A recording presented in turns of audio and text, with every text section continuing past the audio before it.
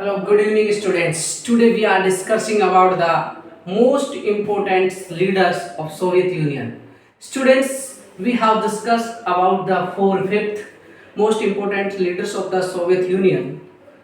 Now, today we are discussing about the fifth important leader of Soviet Union, Boris Yeltsin.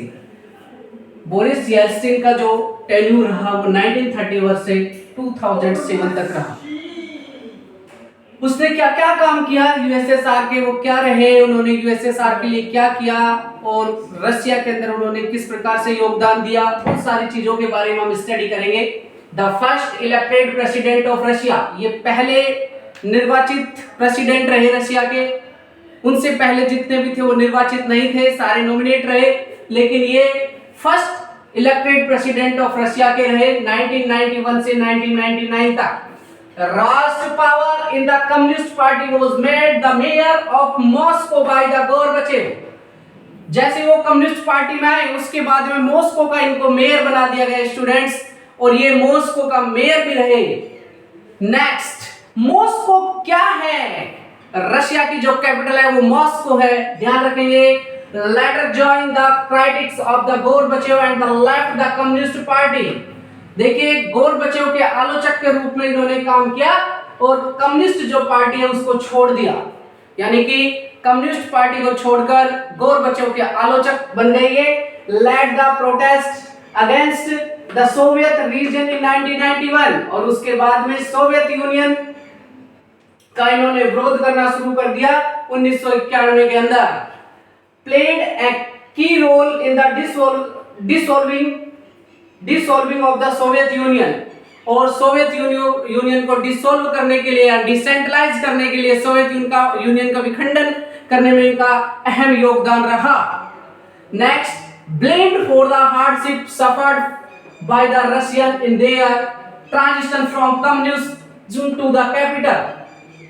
और communism जो ideology थी, economy थी, उससे capitalism जब change हुई तो रशिया के जो लोग थे उन्होंने किन किन कठिनाइयों का सामना करना पड़ा, जिनके कारण जो कठिनाइयों का सामना किया गया उनका पूरा का पूरा ब्लेम बोरिस येल्सिन पे डाल दिया गया, ब्लेम कर दिया गया कि बोरिस येल्सिन ने ऐसा काम करवाया जिसके कारण हमें बहुत सारी समस्याएं झेलनी पड़ी।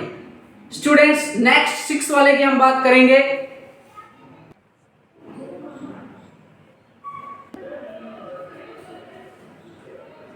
स्टूडेंट्स, मिखेल गोरबचेव का जन्म 1931 में हुआ और he was the last leader of the Soviet union. ये 1985 से 91 तक सोवियत यूनियन के लास्ट लीडर रहे। Introduce the economic and political reforms policy, इन्होंने जो इकोनॉमिक पॉलिसी थी और जो पॉलिटिकल चीजें थी उनके अंदर रिफॉर्म किया, सुधार किया, चेंजिंग की, बदलाव किया। Stop the arms race with the USA से जो लड़ाई होती थी, ठीक है, यूएसए के से दो मुठभेड़ होती रहती थी, कॉन्फ्लिक्ट होते रहते थे, उन सबको इन्होंने बंद करवा दिया। And ended the cold war, और कोल्ड वार का एंड करने में भी इनकी अहम भूमिका रही, और वही सोवियत यूनियन के डिसइंटीग्रेशन का इनको ब्लेम किया गया। Students, these are very important leader of the Soviet union.